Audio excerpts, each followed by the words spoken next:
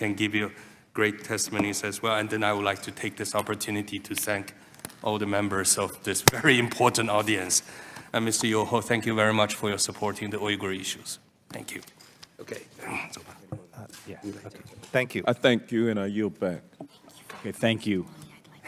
The gentleman from Pennsylvania. Thanks, Mr. Chairman. I was going to have a question for Mr. Kashi, but I think I'll probably just go on a rant here instead, since you're leaving. And I want to preface this by saying that any of my comments, because I sometimes get passionate, I want to make sure that there's no misunderstanding that my comments are about the communist government and not the Chinese people who are breathing to be free. And what we're talking about is the consequences. And Mr. Kashi, when you talk about how we abandon you, I think it's important when we talk about this anniversary, this commemoration of the events, the horrific events that happened 30 years ago today, that we go back a little further to that and recognize that we, the United States, abandoned its own principles. John Service, Harry Dexter White, working with FDR. We chose Mao. We chose Mao instead of Chiang. We chose communism and abandoned freedom. And it's important to recognize that, because these things can happen yet again today. The apologists for communism and totalitarianism work right within the halls of this government today. And they have for many, many years. And as I listen to my friends on both sides of the aisle, I feel like we're all in agreement here.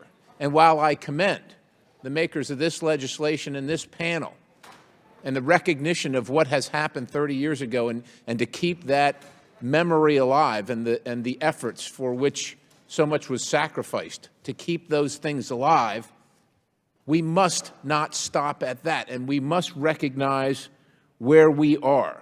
For every action that China takes in Tibet, there should be an action from the United States. In Taiwan, in Hong Kong, when they dump their products on the United States, when they steal our property, when they threaten their neighbors, when they send their Chinese students over here to spy on us and collect on us, there must be an action from the United States, more of an action than a resolution.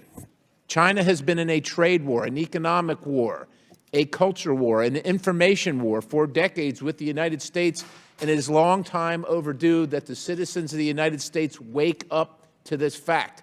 We must decide at some point whether we're happier with made in China all throughout our homes and all throughout our stores, if it's worth keeping that or losing the sovereignty of our nation over time to the Communist Party of China. With that, I think that Mr. Kaji talked about some concrete actions that could take place. For me, there are many more. I think we ought to recognize the government of Tibet in exile. I think we ought to establish a consulate in Tibet, in Lhasa. I think that we ought to close off the faucets and the access to the financial markets for the Chinese government, who launders dirty North Korean money through Wall Street. I think we could do a whole lot more, and I don't know what we're waiting for, but this is what I do know. From the sounds of it, most of the people up here, Democrat, Republican, left and right, are in agreement about how we feel about the Communist Party of China and what's good for America and what's good policy. What seems to be slowing us down right now is that we love our country, but we can't get past this president. And I would say to my friends on either side of the aisle, if you have an aversion to this administration, finally an administration who is doing something about the existential threat, the clear and present danger that is China, finally. Go on disliking him. Go on hating him if you want to, but love your country. I don't think the administration's doing enough. And so I would urge my colleagues on this side of the aisle and on that side of the aisle to, number one, support the administration where it's appropriate, when he's being tough with China, and number two, take the lead. Take the lead and say, these are the other things that we could and should be doing. The time is right now. It only gets worse from here. It only gets worse. And with that, Mr. Chairman, I yield back. Thank you. The gentleman from Florida. Do you go back and forth? Excuse me.